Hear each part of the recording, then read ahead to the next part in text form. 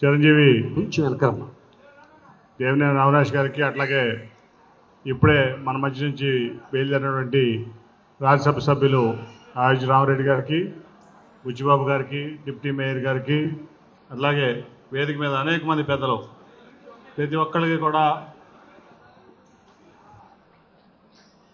హృదయపూర్వక నమస్కారాలు. అలాగే మీడియా మిత్రులకి, విజయవాడ ఈస్ట్ వైఎస్ఆర్సిపి కార్యకర్తలకి, అట్లాగే దేవినేని నెహ్రూ గారి అభిమానులకి అందరికీ బాబు ఆగండి. అందరికీ పేరు పేరున హృదయపూర్వక నమస్కారాలు. ఈరోజు నేను లాస్ట్ టైం ఇక్కడే మీటింగ్ జరిగింది, అప్పుడే చెప్పా, ఒక దేవినేని నెహ్రూ గారి అబ్బాయిగా ఒక సమర్థవంతమైనటువంటి నాయకత్వాన్ని ఈస్ట్ నియోజకవర్గానికి అవినాష్ ఇచ్చారని చెప్పాను. మళ్ళీ మిమ్మల్ని అందరినీ చూస్తానని నాకు అదే గుర్తొచ్చింది. ఎందుకంటే నేను ముందే చెప్పే కదా, ఇక్కడ పాపం ఎమ్మెల్యే గద్దె రామ్మోహన్ మీటింగ్ పెడితే 10 మంది కూడా రారు.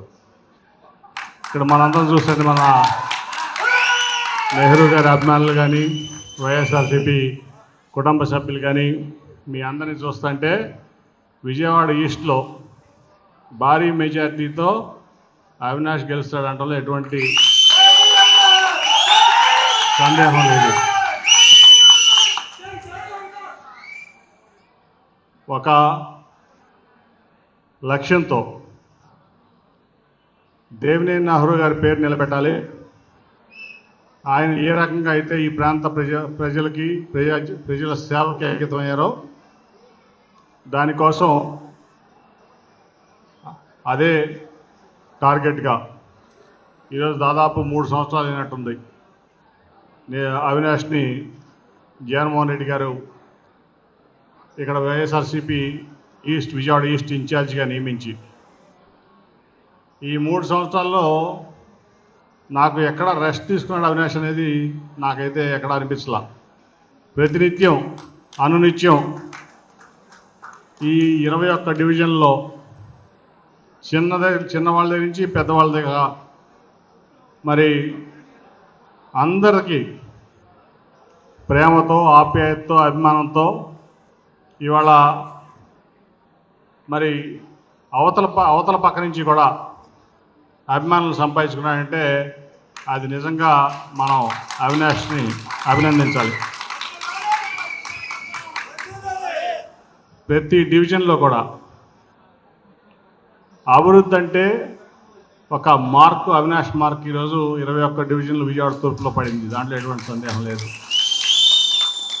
మొన్న కూడా ఒక వారం క్రితం 5 కోట్ల రూపాయలతో ఆయుష్ హాస్పిటల్ ఎదురుగా రోడ్డు, ఆ పక్క రోడ్డు అంతా కూడా మళ్ళీ నిర్మించుకోవడానికి, అట్లాగే సైడు పాత్వేలకు కూడా శ్రీకారం చుట్టాం. నేను కూడా వెళ్ళా ఆ కార్యక్రమానికి. దాదాపు ముఖ్యమంత్రి గారు ఇచ్చిన సంక్షేమం కాక విజయవాడ తూర్పు నియోజకవర్గంలో 650 కోట్లు తీసుకొచ్చి ఈ క్లిష్ట సమయంలో అభివృద్ధి చేసినటువంటి సమర్థుడు మన అవినాష్. అవునా కదా? ఎన్ని కోట్లు? 650 కోట్లు. దాంట్లో 2 సంవత్సరాలు కరోనానే పోయింది. అంతకుముందు 1 సంవత్సరం తను టీడీపీలో ఉన్నాడు. అప్పుడు తర్వాత వైసీపీలోకి వచ్చిన తర్వాత ముఖ్యమంత్రి గారికి అభిమానం చూరుకొని నిరంతరం అవినాష్ అంటే ఇక్కడ ప్రజల సంక్షేమం కోసమో, లేకపోతే విజయవాడ తూర్పు నియోజకవర్గ అభివృద్ధి కోసమో, లేకపోతే ఏదన్నా ప్రజలకు అండగా ఉండటం కోసమో తప్ప వేరే ఎటువంటి ఇబ్బంది పెట్టే వ్యక్తి కాదు. ఖచ్చితంగా అవినాష్కి అండగా ఉండాలి. ఏ పని అడిగినా అవినాష్ చేయాలని చెప్పి ఒక సంకల్పంతో ముఖ్యమంత్రి గారు ఏది అడిగినా సరే, నేను చూశాను ఈ కాలంలో కూడా నేను అబ్జర్వ్ చేశా, ఏ పని అడిగినా అవినాష్ ముందు టాప్ ప్రయారిటీ.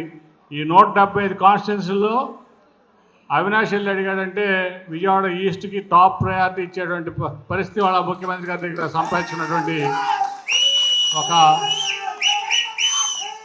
సమర్థం, అలాగే సమర్థత, మంచితనం, అలాగే ఒక ఆప్యాయత, ప్రేమ అన్నీ కూడా అంతటి పేరు తెచ్చినట్టు నిజంగా దేవినేని నెహ్రూ గారి అబ్బాయిగా నేను సంతోషిస్తున్నాను, గర్వపడుతున్నాను కూడా ఆయన పేరు నిలబెట్టినందుకు. ఒక ఎమ్మెల్యే కాకుండానే ఇన్ని పనులు చేశాడంటే ఎమ్మెల్యే అయితే ఇంకెన్ని పనులు చేస్తాడు? ఒక ఎమ్మెల్యే కాకుండానే ఇన్ని పనులు చేశాడంటే ఇన్ఛార్జిగా 650 కోట్ల రూపాయలు. సమర్థుడా కాదా? అవునా కదా?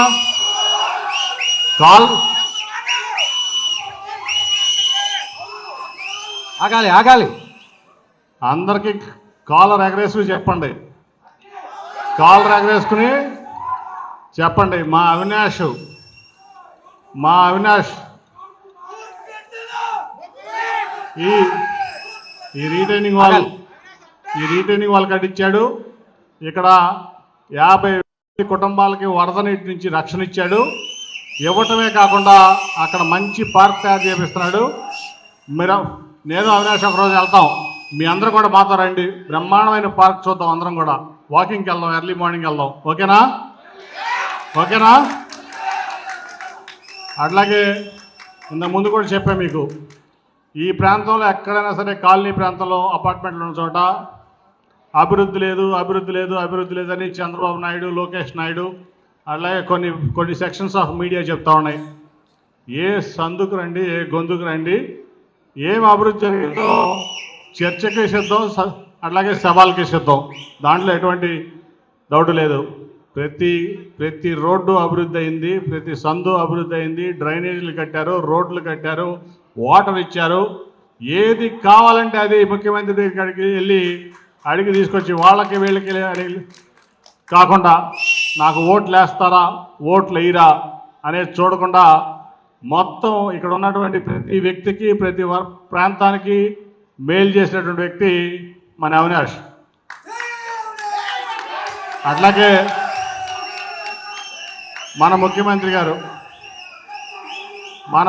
గారు ఇవాళ సంక్షేమం చేశాడని చెప్పి మనందరం చెప్పుకుంటున్నాం, దాంట్లో ఎటువంటి సందేహం లేదు. ఇవాళ 2.5 లక్షల కోట్ల రూపాయలు సంక్షేమం.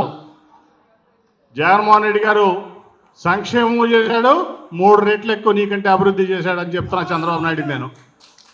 నువ్వేం చేశావు? నువ్వేమీ చేయలా. ఊరినే మాటలు చెప్పావు, కౌరులు చెప్పావు. నువ్వు పలానా అది చేశానని చేయడానికి ఏది లేదు 5 ఏళ్లలో. చంద్రబాబు అంతకుముందు 9 ఏళ్ళు వదిలేసినా ఈ 5 ఏళ్లలో ఏదీ లేదు. నిన్న బీసీ సబ్ పెట్టాడా? ఎలక్షన్ ముందల్లా గుర్తొస్తారు. ఎవరు గుర్తొస్తారు? బీసీలు గుర్తొస్తారు, లేకపోతే ఎస్సీలు గుర్తొస్తారు, లేకపోతే ఎస్టీలు గుర్తొస్తారు, ముస్లింలు గుర్తొస్తారు. అంతకుముందేమో మోడీ గారిని పచ్చిబూతులు తిట్టాడు, నల్లబట్టలేసులు తిట్టాడా? మీకు గుర్తుందా? 2018లో నీకు కుటుంబం లేదు, నాకు కుటుంబం ఉంది, నేను లోకేష్కి తండ్రిని, భువనేశ్వర్కి భర్తని, దేవాంష్కి తాతని, నీకేముంది మోడీ అని అడిగాడా? మోడీ గారు లేదా? అప్పుడు ముసలికర్ నీరు కాచాడు, నేను ముస్లింలకు అండగా ఉంటాను. ఇవాళేమో మళ్ళీ మోడీ గారు కలవడం కోసం తాపత్రయపడుతున్నాడు, సాగిలు పడుతున్నాడు. చేసేవన్నీ అది నేను చెప్పాలవుతుంది, నన్ను ఆలోచిస్తాను, నువ్వు చెప్పేసి సరే. సో ఇప్పుడు మళ్ళీ ఎలక్షన్లు వచ్చినాయి, బీసీలు గుర్తొచ్చారు, ఎస్సీలు గుర్తొస్తారు, ఎస్టీలు గుర్తొస్తారు, మైనార్టీలు గుర్తొస్తారు, అందరూ గుర్తొస్తారు ఆయనకి. మీకు గుర్తుండే 2014లో చంద్రబాబు నాయుడు 650 పేజీలు హామీ ఇచ్చాడు. 650 పేజీలు మేనిఫెస్టో అంటే హామీ. ఒక్కట కూడా చేయలేదు దాంట్లో. డ్వాక్రా రుణాలు మాఫీ చేశాడమ్మా, చేస్తా అన్నాడు. రైతు రుణమాఫీ చేశాడా? ఏమీ చేయలే. అమరావతి అన్నాడు, అమరావతిలో కూడా ఏమీ లేదు. అమరావతిలో కూడా ఎడారిగా అయిపోయింది తప్ప ఏమీ లేదు. కేవలం అమరావతితో వ్యాపారం చేస్తున్నాడు. బాబు కొడుకు డబ్బులు లోపలేస్తున్నారు. నేను నిన్న మైలవరం నియోజకవర్గంలో ఇళ్ల పట్టాలు పంపిణీ కార్యక్రమం అంటే వెళ్ళా. మైలవరం నియోజకవర్గంలో దాదాపు 30,000 మందికి ఇళ్ళు ఇచ్చాడు జగన్మోహన్ రెడ్డి గారు. ఈ మొత్తం రాష్ట్రంలో 30 లక్షల మందికి ఇళ్ల స్థలాలు ఇచ్చాడు, ఇల్లు కట్టుకోమంటే డబ్బులు ఇచ్చాడు. నేను కూడా 2014 నుంచి 19 వరకు ఎంపీగానే ఉన్నా. కేంద్రం 5 లక్షల ఇళ్లకి శాంక్షన్ చేసింది. ఈ రాష్ట్ర ప్రభుత్వానికి మేము డబ్బులు ఇస్తాం, పేదలకు ఇల్లు కట్టించాడంటే ఈయన టిడ్కో ఇళ్ళు అని చెప్పి మొదలుపెట్టి ఒక్కొక్కరికి 6 లక్షలు తీసుకుని నేను క్లియర్గా చెప్తున్నా, మీడియా కూడా చెప్పి రాసుకోండి. ₹1,00,000 కిక్ బ్యాక్ కోసం ఒక్కొక్క ఇంటికి ₹1,00,000 కమిషన్ తీసుకుని చంద్రబాబు నాయుడు ఇళ్ళన్నీ కూడా పక్కన పెట్టి, అదేంటంటే షీర్ వాల్ టెక్నాలజీ అన్నాడు, ఫైర్ వాల్ టెక్నాలజీ అన్నాడు. ₹1,00,000 బాబు కొడుకులు ₹1,00,000 ఇంటికి, పేదవాడి ఇంటికి డబ్బులు కమిషన్ కక్కుర్తుపడి ఒక్క ఇళ్ళు కూడా ఇవ్వాల. ఇవాళ జగన్మోహన్ రెడ్డి గారి గ్రామాల్లోకి వెళ్తే ప్రతి చోట జగనన్న కాలనీలు అవనండి, ఇళ్ళు అవనండి, 30 లక్షల మందికి ఈ రాష్ట్రంలో ఇళ్ళు ఇచ్చినటువంటి ఇళ్ల స్థలాలు ఇచ్చి ఇళ్ళు కట్టించుకోవడానికి ఆదుకున్నటువంటి వ్యక్తి జగన్మోహన్ రెడ్డి గారు. అంటే 30 లక్షల మందికి ఇచ్చాడంటే నలుగురు నేర్చుకుంటే 1,20,00,000 మందికి ఒక గూడు కల్పించాడు, ఒక నీడ కల్పించాడు. అటువంటి గొప్ప నాయకుడు మన నాయకుడు, అవునా కదా? ఇలా చెప్పుకుంటూ వెళ్తే జగన్మోహన్ రెడ్డి గారు చేసినవి మనకి ఎన్ని రోజులైనా సరిపోవు. కాబట్టి మనం ఎందుకంటే ఇవాళ మీరందరూ కార్యకర్తలు, నాయకులు, అందరూ ఇంపార్టెంట్ నాయకులు ఉన్నారు. చెప్పండి, సంక్షేమం చేసినా జగన్మోహన్ రెడ్డి, అభివృద్ధి చేసినా జగన్మోహన్ రెడ్డి. ఈస్ట్ కాన్స్టిట్యున్సీ అభివృద్ధి చేయాలంటే ఈస్ట్ కాన్స్టిట్యున్సీలో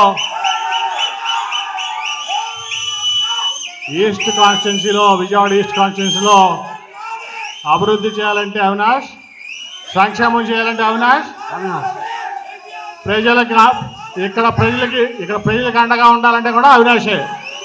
అవునా కదా? అవునా కదా? కాబట్టి ఇవాళ అందరూ బాగుండాలంటే ఏం చేయాలి? మనం జగన్మోహన్ రెడ్డి గారిని ముఖ్యమంత్రి చేసుకోవాలి. అవునా కదా? ఇవాళ మన బాధ్యత జగన్మోహన్ రెడ్డి గారిని ముఖ్యమంత్రి చేసుకోవడం ఏంటి? మన బాధ్యత, ప్రజల బాధ్యత. ఎందుకంటే రేపు ఆయన వస్తేనే మన బీసీలు బాగుండాలంటే, మన ఎస్సీలు బాగుండాలంటే, మన ఎస్టీలు బాగుండాలంటే, మన మైనార్టీలు బాగుండాలంటే, అన్ని కులాల్లో, మతాల్లో పేదవాళ్ళు బాగుండాలంటే, ఈ రాష్ట్రం అభివృద్ధి చెందాలంటే, మన పిల్లలు ఇంగ్లీష్ మీడియంలో బ్రహ్మాండంగా చదివి ప్రపంచంతో పోటీ పడాలంటే, మనందరికీ ఉద్యోగాలు రావాలంటే, ఇవన్నీ మాకు చెప్పడం కాదు, ప్రజలకు చెప్పాలి. మీరు చెప్తారా? భారీ మెజార్టీతో. ఇప్పుడు చాలామంది చాలా రకాలుగా మాట్లాడుకోవచ్చు. ఆ క్యాస్టు, ఈ క్యాస్ట్ అట్లా ఏదో, ఈ క్యాస్ట్ అట్లా ఏదని. ఇవన్నీ ఊరిని మాట్లాడడానికి పనికి వస్తాయి. ఇక్కడ కొంచెం ఈస్ట్ కాన్స్టిట్యున్సీలో కొన్ని వర్గాలు ఉన్నాయి, మా వర్గాలే. వాళ్ళకి ఏంటంటే పనే ఉండదు, ఏదో కొంచెం ఆదాయాలు వస్తూ ఉంటాయి, కూర్చుని సొల్లు కబుర్లు చెప్పుకుంటూ ఉంటారు, వాళ్ళు మాడుకుంటూ ఉంటారు. ఆ క్యాస్టు ప్లస్ ఈ క్యాస్టు వీళ్ళకి ఇది, లేకపోతే ఈ క్యాస్టు ప్లస్ ఆ క్యాస్ట్ వాళ్ళకి వేస్తుంది కాబట్టి గెలిచిపోతామని పాపం పగటకళ్ళకు కంటూ ఉంటారు. ఇవాళ ఈ విజయవాడ 7 కాన్స్టిట్యున్సీలో భారీ మెజార్టీతో గెలవబోయేది అవినాష్, రాసి పెట్టుకోండి. విజయవాడ పార్లమెంట్లో 7 కాన్స్టిట్యున్సీల్లో అన్ని కులాలు, మతాలు, వర్గాలు ఇవాళ అవినాష్ను కోరుకుంటున్నాయి. నేను చాలామంది దగ్గర విన్నా.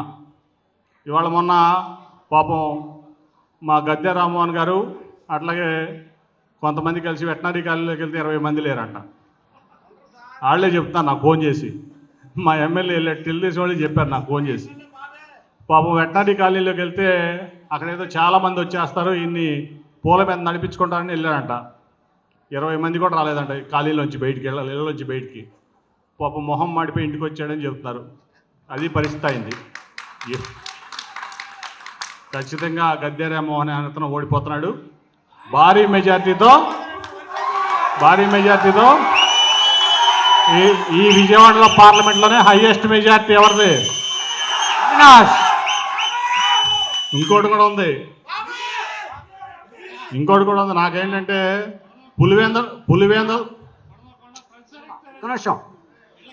బాబు పులివేందల తర్వాత ఈస్ట్లో భారీ మెజార్టీ వచ్చినా మనం ఆశ్చర్యపడం లేదు. ఆ నమ్మకం అయితే నాకుంది, మీ అందరి మీద నమ్మకం ఉంది, అవినాష్ మీద నమ్మకం ఉంది, వైఎస్ఆర్సీపీ పార్టీ మీద నాకు నమ్మకం ఉంది. ఫస్ట్ హైయెస్ట్ మెజార్టీ ఈ రాష్ట్రంలో పులివెందల, తర్వాత తూర్పు నియోజకవర్గం. కాకపోతే దానికోసం ఇంకా 30 రోజులు 35 రోజులు ఉంది మనకు టైము బాబు. 30 రోజులు 35 రోజులు మనకు టైం ఉంది. ఈ టైము మనం పార్టీ కోసం అవినాష్ కోసం వెచ్చిస్తే తర్వాత 4.5 ఏళ్ళు 4 సంవత్సరాలు 9 నెలల్లో అవినాష్ జగన్మోహన్ రెడ్డి గారు మీకు అండగా దండగా ఉండి మిమ్మల్ని అందరినీ జాగ్రత్తగా చూసుకుంటారని తెలియజేస్తూ మరొకసారి ఇంత ప్రయోజకుడైనందుకు మా నెహ్రూ గారి అబ్బాయి నేను గర్వపడుతూ సెలవు తీసుకున్నాను. Thank you